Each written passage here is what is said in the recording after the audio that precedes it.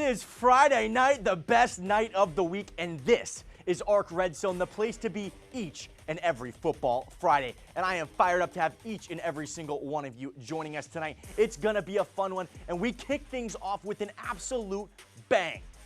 And it's arguably the biggest game of the year between Eastwood and Franklin. Both teams are absolutely rolling. Eastwood pulled away from a really good East Lake team last week. Oh yeah, and Franklin, they put up 84 points last week and almost 500 rushing yards. The stage is set, the energy is electric. Pole position in the District 1 6A standings are on the line. Friday nights in the Borderlands belong to high school football. Here we go!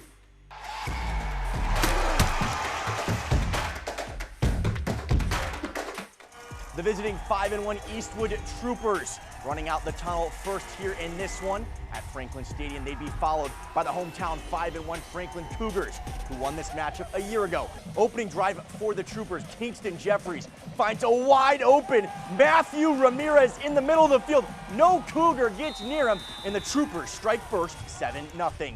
Next Eastwood possession, Jeffries bobbles the snap, but he delivers a strike in the back of the end zone for another Trooper touchdown as the Troopers double their lead. That's Jordan Nava on the catch right there. Franklin looking to respond, and what do? They give it to the nation's second leading rusher, Ernie Powers, turning on the Jets, showing off the speed. He goes all the way to the house for touchdown at number 34 on the season, closing in on the single season record. Following drive, it's Jeffries rolling left. He's going to throw all the way back across the field to another wide open target. It's Ramirez again. Ramirez down the sideline, and he'll take it in for the Trooper touchdown. Make it 21-7. Head coach Julio Lopez putting on a scheme masterclass early on. Later in the quarter, Eastwood trying to pile on. It's Nathaniel Chavarria extending the Trooper lead once again. Still in the first half. Jeffries to pass, lofting it towards the end zone. How about Aiden Manhart going up and getting it like Randy Moss over the defender? The Troopers continue to punish the Cougar defense. They take home a dominant 49-26 victory. After the game, here's head coach Julio Lopez and quarterback Kingston Jeffries. Yeah, we just play complimentary football. The guys are playing with a lot of confidence, man. So much credit goes to our staff and our kids in the week of prep. And obviously that's a great football team, and Ernie Powers is as special as it gets, but we just feel something special with this team, and you saw it tonight. Well, we get to enjoy this, like I said last week, we get to enjoy this one, and we'll enjoy it for 24 hours. Then we got a big one at home against Pebble Hills. So again, in this district, you don't have a week to take off. We're gonna enjoy it tonight, and then we'll get ready for the Spartans. Oh, everything, man. All three phases. I mean, we only had, I think, one turnover. We forced turnovers, and we just kept scoring, and we stopped them. That's what helped us. It was a really big win. An incredible performance from the Troopers, going to Franklin's house and making it their own. Eastwood moves to 6-1, and now you have to say it, right now, they're the team to beat in that 6A thing. And how about Kingston Jeffries emerging as one of the biggest stars here in the Borderlands at quarterback? As for Franklin, though, a huge congratulations to Ernie Powers. The senior broke the El Paso single-season rushing touchdowns record tonight, passing America's alum Aaron Dumas's record of 36. An incredible achievement. Congrats, Ernie, one more time. He's done that in only 7 games. It's crazy to say, but 50 touchdowns this season is realistic, and I think he gets it done. So one more time, congratulations on etching your name in history. And coming up next, we got a whole slate of game action to get to across the Borderlands. So go refill that popcorn, grab another drink, because ARC Redzone will be right back. Friday night party here in the Borderlands. Last week, the Chapin Huskies pulled off the comeback and the upset of the season so far, taking down Del Valle 23-22. Now, that win bust District 1 5A2. That title is wide open, and tonight the Huskies look to build off that monumental victory.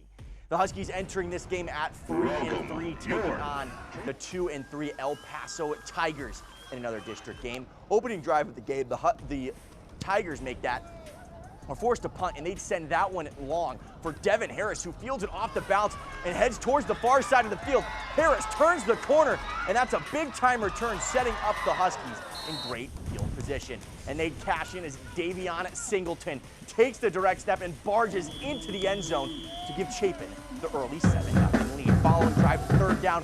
Ledger Merritt keeps it himself. He'll pick up a first down, but the drive would end in a punt. Late in the first, Singleton looking deep down the field. He'll take a downfield shot for Corwin Martin, and the junior makes the catch around the 35, a gain of 41. A couple plays later, the handoff to Fabian Ortiz. Ortiz bounces it to the outside, breaks a tackle, and he is gone for the touchdown. Chapin doubles their lead, and they run away with this one. 56-0, the final score, and they win their third straight. To Hanks now, where the Del Valle Conquistadors were keen to bounce back from that loss to Chapin, and they'd be taking on the Hanks Knights. First quarter, Del Valle with it. Jake Fetty keeps it on the option. Fetty cuts up field, breaks a couple of tackles. He's going to shrug off a defender as he takes it in for the Conquistador touchdown. The Arizona State commit showing off why he's one of the best in the whole country. Second quarter, Del Valle back with it. It's Fetty to pass, looking deep. He's going to launch it down the sideline for Josiah Nunez, who makes the over-the-shoulder catch. Nunez dragging a defender, and he'll finally be stopped around the 5-yard line. And that would set up first and goal. Fetty out of the shotgun, keeps himself on the option. He'll shrug off a tackler and dart into the end zone for his second rushing touchdown of the night, and he doubles Del Valle's lead. It's 14-zip.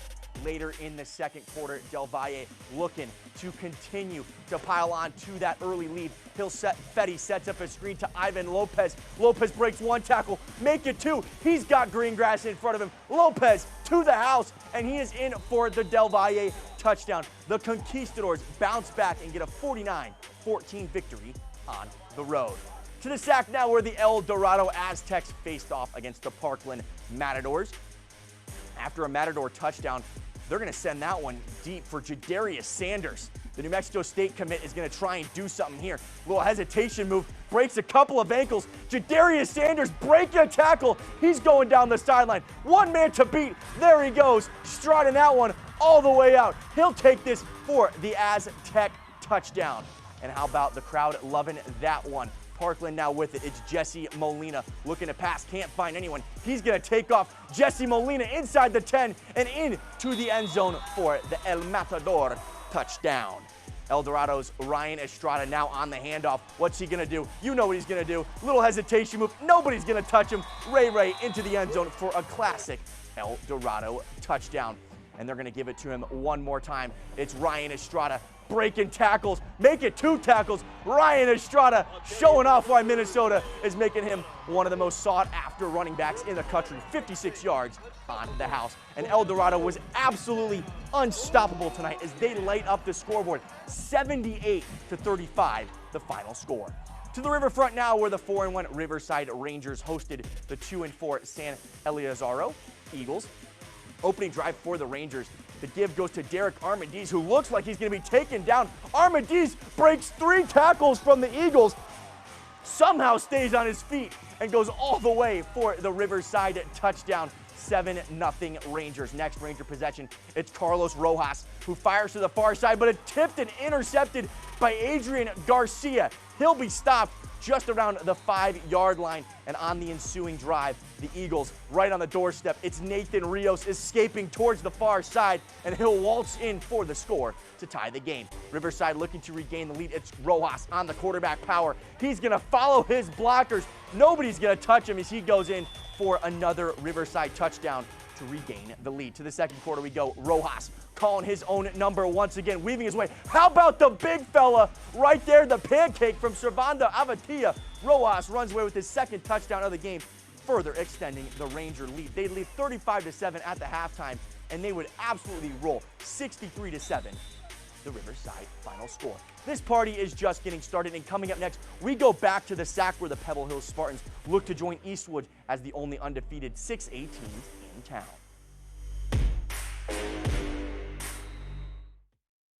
Appreciate each and every one of you hanging out with me on here tonight. After Eastwood's victory, that makes the Troopers the first 3-0 team in the District 1 6A play. The Pebble Hills Spartans, they're looking to match that and remain undefeated as well in district play. Montwood, they've been 0-6, but they've been right there in every single game. Their offense has been rolling, but the defense has just struggled to keep the opposition out of the end zone.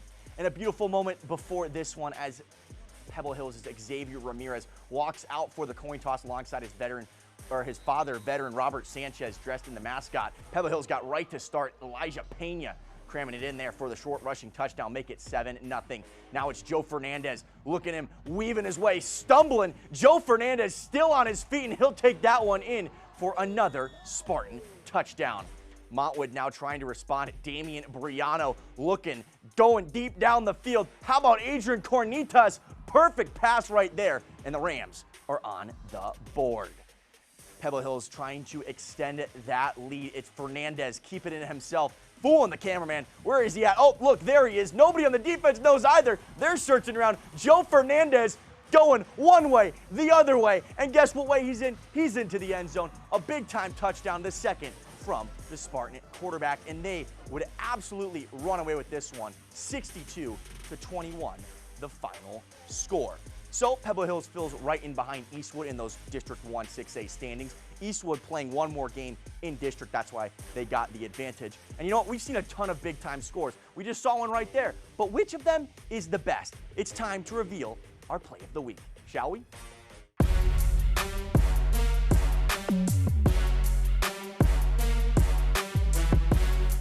And it comes from our game of the week. Kingston Jeffries lofted it to the end zone. Aiden Manhart goes up and gets it. He mossed him. How about that catch right there? Let's slow that thing down. Defender right in his face. Manhart goes over, makes the grab, out-muscles him, flexes on him as Eastwood rolls to a big-time victory. How about that one last time? Whew! That is your play of the week. And you know what? Maybe some controversy in that one. We had a ton of options right there. If you thought somebody else deserved our play of the week, let me know on social media. We have our weekly top 5 countdown coming up on Monday. And you know what? We can't be everywhere, and we weren't at the whole game for all of these. So you can submit them to me for a chance to be featured in that countdown. Just send them to me on Instagram or X to @ChazMessman. But for now, that does it for us here on ARC Red Zone. Thank you so much for joining us. I will see you all next week. Have a good weekend.